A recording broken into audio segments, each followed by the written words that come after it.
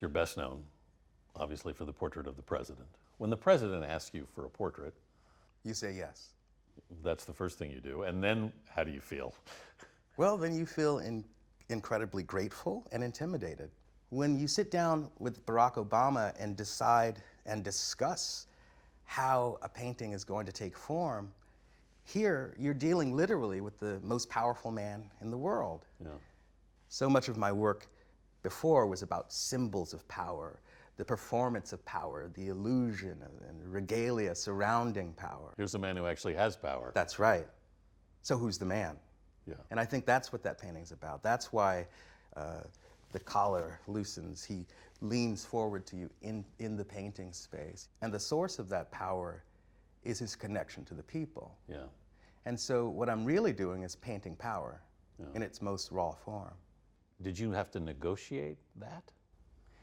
Sure, especially this portrait commission of this import is going to be a negotiation, a type of conversation back and forth. And it's also a conversation with myself. How's that go?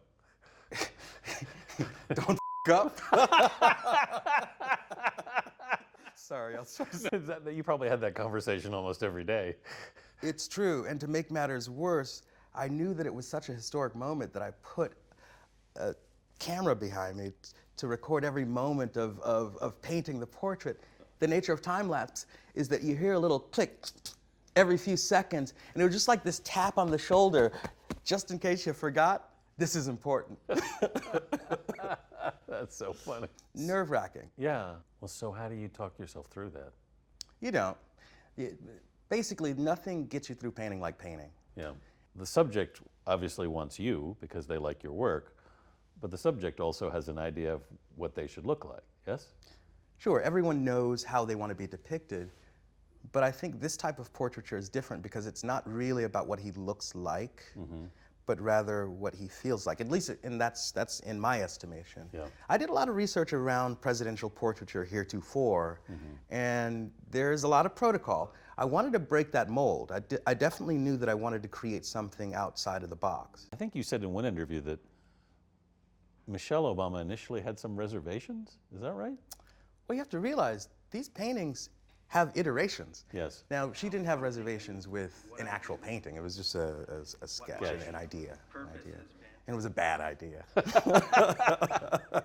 Not all my ideas are the best. But I think it's great that we were able to sort of triangulate the conversation and create something that, in the end, celebrates this man on a level that is occupying all that pomp and circumstance that we expect of a presidential portrait, but that feels very alive and now, that feels like a modern president. As much of a spotlight as you knew you'd be under for that painting, was it more imposing in the end than you thought, or? I knew that it was going to be a lot, but I didn't know it was going to be that much.